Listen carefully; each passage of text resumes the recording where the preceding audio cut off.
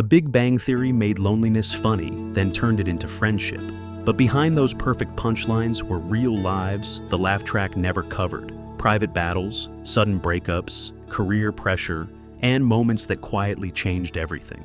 In 2026, we look back at the cast, what the cameras showed, and what the years revealed after the lights went out. Penny's emotional journey.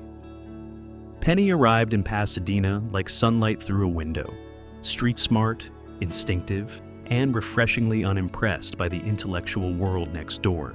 Kaylee Cuoco was 22 when she took on the role in 2007, and what made her performance matter is that she never played Penny as the normal one. She played her as the emotional translator of the series, the bridge between the scientists' brilliant minds and the ordinary human needs they struggled to name.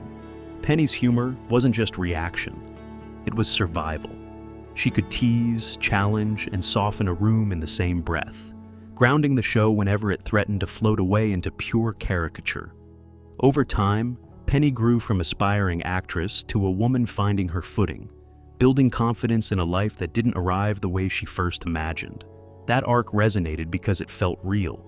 Sometimes adulthood isn't about achieving the dream, it's about becoming someone strong enough to accept a different one. Cuoco's timing kept the comedy crisp, but her warmth kept the story human. In 2026, Kaylee Cuoco is 41, and her legacy is clear. She helped turn a sitcom about geniuses into a show with a real beating heart, one that millions still recognize as comfort. The vulnerability of Raj Kuthrapali was tenderness wrapped in insecurity, a brilliant mind with a romantic heart that never quite learned how to protect itself. Kunal Nair was 26 when he began playing Raj in 2007, and his performance mattered because he made vulnerability funny without making it cheap. Raj's early selective mutism became more than a gag. It became a symbol of social fear, wanting connection so badly you can't speak when it arrives. Nair brought charm and elegance to the role, letting Raj be sensitive, fashionable, and emotionally open in a way sitcom men weren't always allowed to be. Over the years, Raj's journey became the show's quiet ache. The one who longed for love the most often walked closest to heartbreak. And yet, he kept reaching, still hoping, still trying, still capable of joy. That persistence gave the character dignity. Nair's skill was in balance. He could deliver a punchline, then let a small pause reveal what the joke was hiding: loneliness, need, sincerity. In 2026, Kunal Nair is 45. Rewatching Raj now feels like revisiting a portrait of modern longing, smart enough to understand the world, tender enough to be wounded by it, and brave enough to keep searching anyway. Lee Honored. As the group anchor, Leonard Hofstadter was the show's emotional center disguised as the reasonable guy. Johnny Galecki was 32 when he began, in 2007, and his performance mattered because Leonard carried the burden of being the bridge between Sheldon's rigid genius and Penny's real-world instincts, between brilliance and insecurity, between friendship and frustration. Leonard isn't the loudest character, but he's often the most human, the one who wants love, stability, and belonging, yet keeps colliding with childhood wounds and self-doubt. Galecki played Leonard with lived-in sensitivity, soft eyes, wounded humor, and a patience that sometimes cracked just enough to feel true. His romance with Penny became the series' backbone, not because it was perfect, but because it was earned. Two people growing toward each other, learning how to love across differences without losing themselves. Leonard's story also quietly explored what it costs to be the responsible one in a group of outsized personalities. You become the caretaker, the negotiator, the glue. In 2026, Johnny Galecki is 51, and Leonard remains a reminder that the most heroic role in a comedy isn't always the funniest. It's the one who keeps the family together when everyone else is spiraling. Sheldon's evolution. Sheldon Cooper was the engine. Precision, routine, and a mind so sharp, it sometimes cut the people closest to him. Jim Parsons was 34 when he began in 2007, and his performance mattered because he made a difficult character lovable without sanding down the edges. Sheldon's comedy wasn't just quirks, it was structure, rhythm, repetition, exactness, and the terrifying honesty of someone who doesn't understand why feelings hurt, yet keeps stepping on them. Parsons played that with musical control, turning a rigid personality into a living instrument. And then the show did something deeper. It let Sheldon evolve. Friendship taught him language. Love taught him patience. Life taught him that intelligence isn't enough if you can't live among people. Parsons delivered that growth carefully. Small shifts, subtle warmth, moments where the mask slips and you see the frightened child inside the genius. That's why Sheldon became iconic. Not because he was perfect, but because he was changing. In 2026, Jim Parsons is 53, and Sheldon remains one of television's most unforgettable portraits of transformation.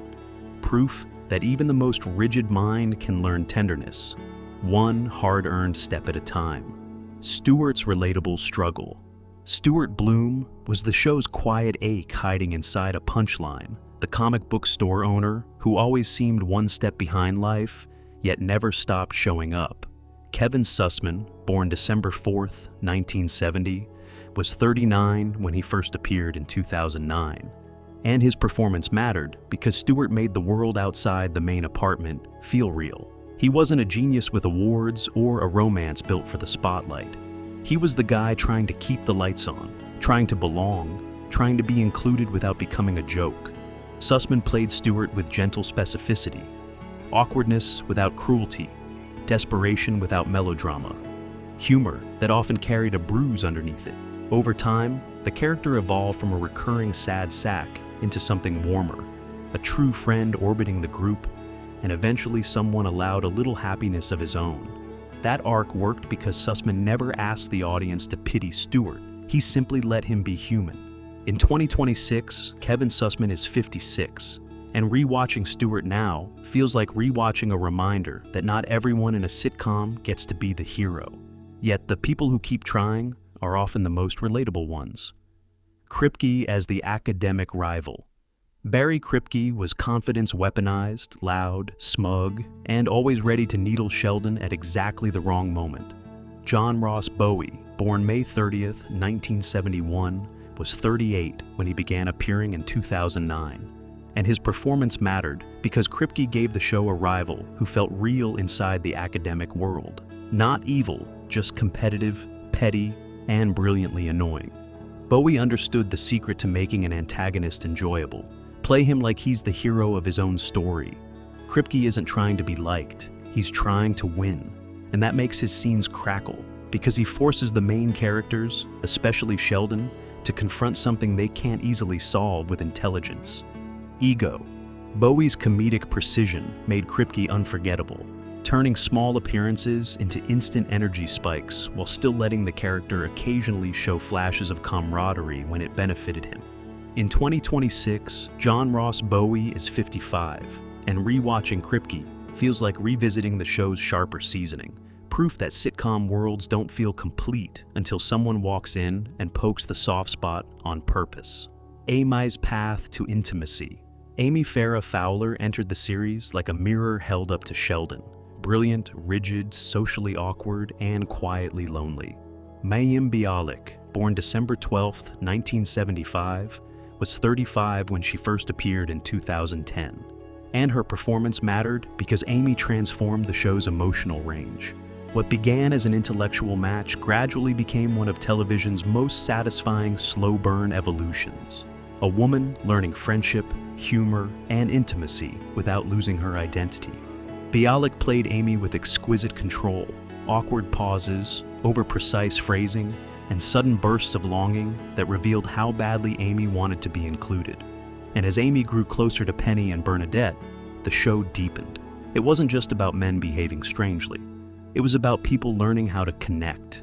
Amy's relationship with Sheldon added tenderness to a character built from rules. And Bialik delivered that change in small, believable steps, earned warmth, not a magical rewrite. In 2026, Mayim Bialik is 51, and rewatching Amy now feels like watching emotional courage in comedic form. The bravery it takes to keep reaching for people when you've spent a lifetime being alone. Emily's impact on Raj. Emily Sweeney brought a darker, sharper flavor into Raj's romantic life. Smart, dry, and unbothered by the group's quirks in a way that made her stand out. Laura Spencer, born May 8, 1986, was 28 when she joined in 2014, and her performance mattered because Emily wasn't written as a fantasy girlfriend. She was a real adult with her own tone, confident, sometimes blunt, sometimes amused, and occasionally unsettling in the way she embraced the macabre. That contrast gave Raj something he desperately needed, a relationship that didn't treat him like a fragile joke. Spencer played Emily with warmth beneath the edge, letting their romance feel plausible even when it was uncomfortable. And that discomfort was part of the point. Raj's love life had long been defined by yearning and insecurity, and Emily forced him to face what he truly wanted rather than what he imagined love should look like. In 2026, Laura Spencer is 40, and rewatching Emily now feels like revisiting a late-season attempt to let Raj grow up emotionally, imperfectly, awkwardly, but honestly. Will Wheaton's meta cameo. Will Wheaton's fictionalized self became one of the show's smartest meta jokes. Part celebrity cameo, part running nemesis, part unexpectedly loyal friend.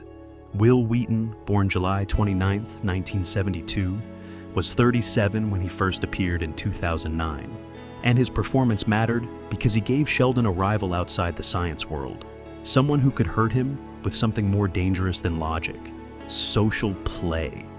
Wheaton played the TV Will with self-deprecating charm, leaning into pettiness just enough to make it hilarious, then slowly letting the character become part of the wider circle. That arc worked because it mirrored something real. Grudges fade, people change, and even the person who once embarrassed you can become someone you trust. His presence also expanded the show's pop culture universe, turning fandom into story fuel without feeling forced. In 2026, Will Wheaton is 54, and rewatching his appearances now feels like revisiting the show's playful confidence. Proof that The Big Bang Theory could laugh at itself and still build real emotional continuity along the way. The legacy of Debbie Wolowitz. Debbie Wolowitz was never seen, yet she was everywhere. Booming voice, unstoppable opinions, and the invisible force shaping Howard's entire identity. Carol Ann Suzy, born February 2, 1952, began voicing Mrs. Wolowitz in 2007, and her performance mattered because she turned an off-screen character into a living presence. Her comedy wasn't just volume, it was rhythm. The timing of her shouts, the absurd specificity of her demands, the way Howard reacted like a man still trapped in childhood. Suzy made the relationship feel hysterical and strangely believable.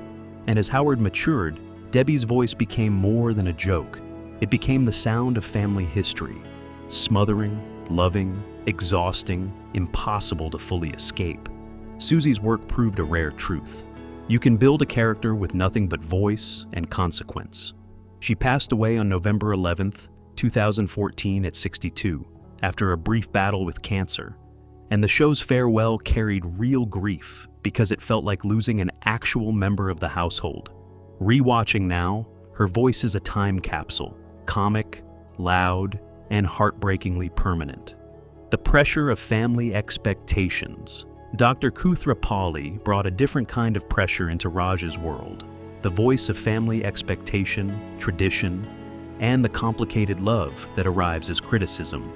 Brian George, born July 1, 1952, was 55 when he first appeared in 2007, and his performance mattered because it gave Raj a backstory with real weight. Raj's romantic insecurity wasn't just a quirk, it was also a life shaped by privilege, control, and the constant feeling of being managed. George played Dr. Koothrappali with authority and humor, allowing the character to be overbearing without becoming one-note cruel. Those scenes expanded Raj beyond the sensitive friend into someone wrestling with identity, how to be himself while still belonging to a family that expects him to follow a script. In 2026, Brian George is 74, and rewatching him now feels like revisiting one of the show's quieter truths. Adulthood isn't only about finding love. Sometimes it's about negotiating the family you came from without losing the person you're trying to become. Bert's earnest spirit. Bert Kabler was the sweetest kind of outsider, socially awkward, quietly lonely, and so earnest it became funny in the gentlest way. Brian Posehn, born July 6, 1966, was 47 when he first appeared in 2013, and his performance mattered because Bert reminded the audience that even in a group of nerds, there are still levels of belonging.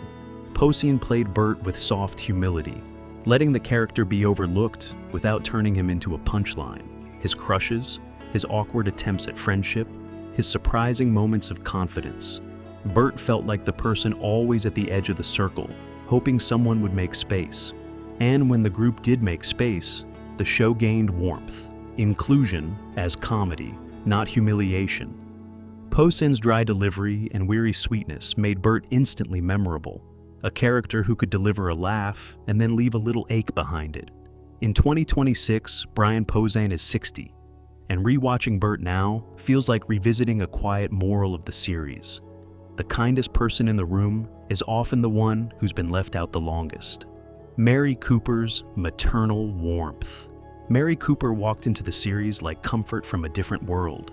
Faith, southern warmth, and motherly love that could survive Sheldon's impossible mind. Laurie Metcalf, born June 16, 1955, was 52 when she first appeared in 2007, and her performance mattered because she gave Sheldon roots. Mary isn't impressed by genius, she's impressed by decency. And that simple framework added humanity to a character built from intellect and rules. Metcalf played Mary with humor that never mocked belief and firmness that never became cruelty. Her scenes revealed a deeper truth. Sheldon's eccentricity didn't appear out of nowhere. It grew inside a family that loved him fiercely, even when it didn't fully understand him. Mary's mix of prayer, patience, and blunt honesty gave the show emotional warmth, proof that the real origin story of any complicated adult is the home they came from. In 2026, Laurie Metcalf is 71, and rewatching Mary now feels like revisiting the show's gentlest authority, a mother who can scold with love, defend with fire, and still leave a room smiling. Beverly's clinical damage. Dr. Beverly Hofstadter was intelligence without warmth, clinical brilliance delivered with emotional distance so sharp it left scars. Christine Baranski, born May 2, 1952, was 57 when she first appeared in 2009, and her performance mattered because Beverly turned Leonard's insecurity into something visible, a childhood shaped by analysis instead of affection. Baranski played Beverly with elegant precision, every line measured, every reaction restrained, making her funny in the coldest way possible. And that coldness wasn't just a gag, it explained Leonard. His people-pleasing, his need for approval, his inability to believe he's enough. Beverly made those traits feel earned, yet Baranski also gave Beverly complexity. When the mask cracked, when jealousy or regret slipped through, you realize she was human too, just trapped inside her own language of detachment. Her strange chemistry with Sheldon added another layer, two minds appreciating each other while completely ignoring the emotional fallout around them. In 2026, Christine Baranski is 74, and rewatching Beverly now feels like revisiting one of the show's most sophisticated portraits of family damage, delivered with comedy sharp enough to cut and craft strong enough to stay unforgettable. President Siebert's reality. President Siebert brought bureaucratic realism into a world of geniuses, smiling authority, institutional pressure, and the reminder that even brilliant people answer to someone. Joshua Malina, born January 17, 1966, was 45 when he first appeared in 2011. And his performance mattered because he made Caltech feel like a real workplace rather than a cartoon lab.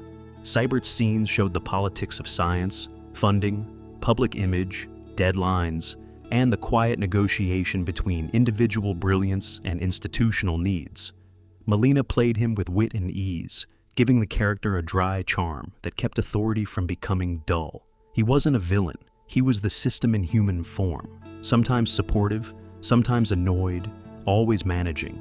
Those moments deepened the show's world, reminding viewers that adulthood doesn't only involve friendships and romance. It also involves meetings, rules, and consequences. In 2026, Joshua Malina is 60, and rewatching Siebert now feels like revisiting the show's mature edge. The acknowledgement that genius is impressive, but it still lives inside structures that demand compromise. Sometimes polite, sometimes painful. Zach's simple kindness. Zach Johnson was the charming, normal guy who walked into a world of scientists like a golden retriever entering a chess tournament. Friendly, clueless, and strangely lovable. Brian Thomas Smith, born May 13, 1977, was 33 when he first appeared in 2010. And his performance mattered because Zach provided contrast without cruelty. He wasn't dumb as an insult. He was simple in a way that made the group's intellectual obsession look slightly ridiculous. And that's why he worked. Zach showed that kindness can exist without comprehension, and that being likable isn't the same as being brilliant. His history with Penny added a bittersweet tone. An alternate life she might have chosen, uncomplicated and easy if she wanted simple more than growth. Smith played Zach with warmth that kept the character from becoming a stereotype. He made him feel genuinely decent. In 2026, Brian Thomas Smith is 49, and rewatching Zach now feels like revisiting one of the show's gentlest jokes. Sometimes the sweetest person in the room doesn't understand the conversation at all, and the world is better for it. Priya's adult challenges. Priya Koothrappali arrived as confidence with sharp edges, successful, intelligent, and absolutely unwilling to be impressed by the boys' usual routines. Artie Mann, born March 3, 1978, was 32 when she first appeared, and her performance mattered because Priya complicated Leonard's world in a way that felt adult. This wasn't a cute crush. It was a real relationship with power dynamics, ambition, long distance, jealousy, cultural tension, and the friction between who Leonard wanted to be and who he actually was. Mann played Priya with strength that never needed approval. She challenged the group, challenged Leonard, and triggered Raj's protective instincts in ways that revealed how tangled family and friendship can become. Priya also served a narrative purpose with emotional weight. She tested Leonard and Penny's inevitability by offering him something Penny couldn't at the time: Polish, confidence, and a shared intellectual comfort. In 2026, Artie Mann is 48, and rewatching Priya now feels like revisiting the show's more mature realism. Love isn't only about compatibility, it's also about timing, boundaries, and what you refuse to compromise to keep someone close.